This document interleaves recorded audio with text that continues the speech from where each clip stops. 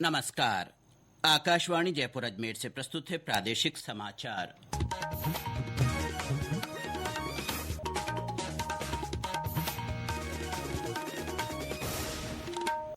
मुख्य समाचार। मुख्यमंत्री भजनलाल शर्मा ने कहा, सरकार खेलों के बेहतरीन आधारभूत सुविधाएं विकसित कर रही है।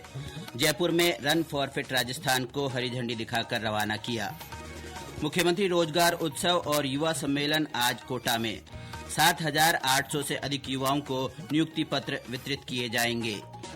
जयपुर, जोधपुर और कोटा के 2-2 नगर निगमों के स्थान पर अब एक नगर निगम होगा। राज्य सरकार ने अधिसूचना जारी की। और राष्ट्रपति द्रौपदी मुर्मू आज नई दिल्ली में पर्यावरण पर राष्ट्रीय सम्मेलन का उद्घाटन करेंगी।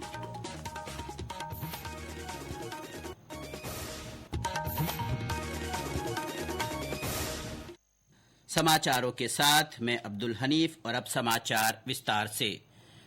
राजस्थान दिवस साप्ताहिक महोत्सव के तहत मुख्यमंत्री भजनलाल शर्मा ने आज रन फॉर फिट राजस्थान को हरी झंडी दिखाकर रवाना किया। जयपुर के अमर जवान ज्योति से शुरू हुई इस दौड़ में बड़ी संख्या में युवाओं, खिलाड़ियों, एनसीसी कैडेट और आम लोगों ने हिस्सा लिया। इस अवसर पर राष्ट्रीय खेलों के पदक विजेताओं को सम्मानित किया गया और 9 अंतर्राष्ट्रीय खिलाड़ियों को भूमि आवंटन पट्टे वितरित किए गए। मुख्यमंत्री श्री शर्मा ने कहा कि सरकार खेलों के लिए बेहतरीन आधारभूत सुविधाएं विकसित कर रही है। ग्रामीण क्षेत्रों में भी खेलों के विकास के लिए स्टेडियम बनाए जा रहे हैं। हमारी सरकार का संकल्प है कि हर खिलाड़ी को अवसर मिले, हर युवा अपनी प्रतिभा को निखार सके। इसके लिए हमने गांव तक खेल मैदान और हमने स्टेडियम बनाने का संकल्प लिया है, जिससे हमारी प्रतिभाएं निकल करके आए और हमारे राजस्थान का नाम रोशन करें। खेल मंत्री कर्नल राज्यवर्धन राठौड़ ने कार्यक्रम को संबोधित करते हुए कहा कि राज्य में खेलों को बढ़ावा देने के लिए अंतर्राष्ट्रीय ओलंपिक पोडियम की तर्ज पर योजनाएं शुरू की गई हैं। रन फॉर फिट राजस्थान के अंदर पूरे राजस्थान को फिट करना, खुद फिट होना, उसके लिए आप सब यहाँ पर उपस्थित हैं। राजस्थान के अंदर हमारे खिलाड़ी आगे बढ़ सकें, उसके लिए राजस्थान की सरकार लगातार काम कर रही है। अलग अलग क्षेत्रों में हमारे स्टेडियम्स तैयार हो रहे हैं। हमारे युवाओं के लिए साइकोलॉजिकल सपोर्ट हो, करियर काउंसलिंग हो, उसकी भी व्यवस्था हमने करी है। सभी जिला मुख्यालयों पर भी रन फॉर फिट राजस्थान का आयोजन किया गया। राजस्थान दिवस पर हो रहे विभिन्न कार्यक्रमों की श्रृंखला में आज कोटा में मुख्यमंत्री रोजगार उत्सव और युवा सम्मेलन का आयोजन किया गया। लोकसभा अध्यक्ष ओम बिरला और मुख्यमंत्री भजनलाल शर्मा की मौजूदगी में होने वाले इस समारोह में 7,800 से अधिक युवाओं को नियुक्ति पत्र वितरित किए जाएंगे। इसके साथ ही विभिन्न योजनाओं का राशि हस्तांतरण और शुभारंभ किया जाएगा। और ब्यौरा समाचार कक्ष से।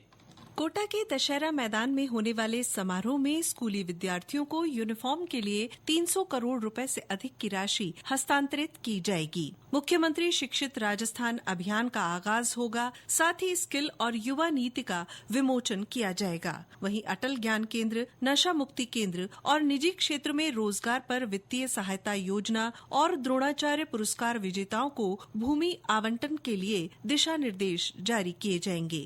राज्य स्तरीय समारोह की तर्ज पर जिला मुख्यालयों में भी रोजगार मेले और प्लेसमेंट शिविर आयोजित किए जा रहे हैं। समाचार कक्ष से सालेहा गाजी।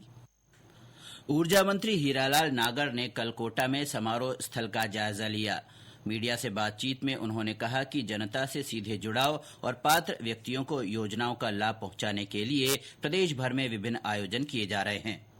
मुख्यमंत्री जी का एक विजन रहा है कि जो घोषणाएं हमने बजट में की है, हम उनको धरातल पर पहुंचा ये तय करना चाहते हैं कि वो उसी बजट में, उसी वित्तीय वर्ष में अधिकतर घोषणाएं हमारी पूरी हो जाए। तो इसी क्रम में ये कार्यक्रम बड़े स्तर पर किया जा रहा है। देखिए, गर्मी है, गर्मी के हिसाब से थोड़ा व्यवस्थाएं ठीक रहे और उसी हिसाब से यहाँ आने वाले लोगों को असुविधा ना हो, इसका ध्यान रखते हुए इस कार्यक्रम को अंजाम दिया जाए। चैत्र शुक्ल प्रतिपदा के दिन कल राजस्थान दिवस मनाया जाएगा। इस अवसर पर राजधानी जयपुर के अल्बर्ट हॉल पर भव्य सांस्कृतिक समारोह रखा गया है। राजस्थान स्थापना दिवस के उपलक्ष्य में 25 मार्च से साप्ताहिक महोत्सव के तहत 31 मार्च को जयपुर में निवेश सम्मेलन रखा गया है। स्कूलों में कल रविवार का अवकाश होने के कारण राजस्थान दिवस के विभिन्न कार्यक्रम आज ही आयोजित किए जाएंगे। शिक्षा विभाग के निदेशक ने इसके लिए आदेश जारी किए हैं। इस दौरान विद्यालयों में राजस्थानी भाषा को बढ़ावा देने और लोक परंपराओं से जुड़े कार्यक्रम होंगे। प्रधानमंत्री नरेंद्र मोदी कल आकाशवाणी से प्रसारित होने वाले मन की बात कार्यक्रम में अपने विचार साझा करेंगे। ये इस मासिक रेडियो कार्यक्रम की 120वीं कड़ी होगी। एक सोशल मीडिया पोस्ट में प्रधानमंत्री मोदी ने कार्यक्रम के लिए बड़े पैमाने पर सुझाव मिलने पर खुशी जाहिर की। उन्होंने कहा कि ये सुझाव सामाजिक भलाई के लिए सामूहिक प्रयासों की शक्ति को दर्शाते हैं। मन की बात कार्यक्रम आकाशवाणी और दूरदर्शन के पूरे नेटवर्क, आकाशवाणी समाचार वेबसाइट और news on AIR mobile app पर प्रसारित होगा।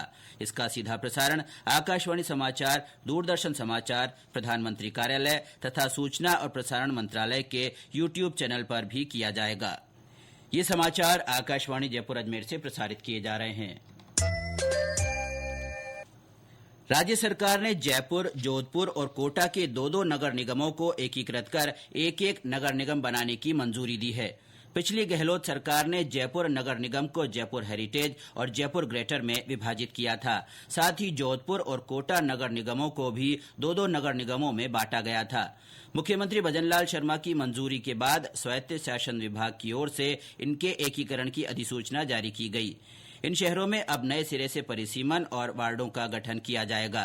ये निर्णय इन निगमों के वर्तमान कार्यालय पूरा होने की तारीख से प्रभावी होगा। राष्ट्रपति द्रौपदी मुर्मू आज नई दिल्ली में पर्यावरण पर राष्ट्रीय सम्मेलन 2025 का उद्घाटन करेंगी। 2 दिन के इस सम्मेलन में पर्यावरण विशेषज्ञों, नीति निर्माताओं और कार्यकर्ताओं को महत्वपूर्ण मुद्दों पर चर्चा करने का अवसर मिलेगा। राष्ट्रीय हरित अधिकरण NGT की ओर से इसका आयोजन किया जा रहा है। सम्मेलन में 4 प्रमुख तकनीकी सत्र होंगे, जिनमें जलवायु परिवर्तन, प्रदूषण नियंत्रण, जैव विविधता तथा संरक्षण और सतत विकास सहित पर्यावरण की चुनौतियों पर चर्चा की जाएगी। अजमेर के महर्षि दयानंद सरस्वती विश्वविद्यालय का दीक्षांत समारोह आज आयोजित किया जा रहा है। राज्यपाल हरिभाऊ बागड़े और विधानसभा अध्यक्ष वासुदेव देवनानी इनमें शिरकत करेंगे। विश्वविद्यालय के कुलपति प्रोफेसर कैलाश सोढ़ानी ने बताया कि समारोह में 40 स्वर्ण पदक, 60 PhD उपाधियां और 94,000 से अधिक स्नातक और स्नातकोत्तर डिग्रियां वितरित की जाएंगी।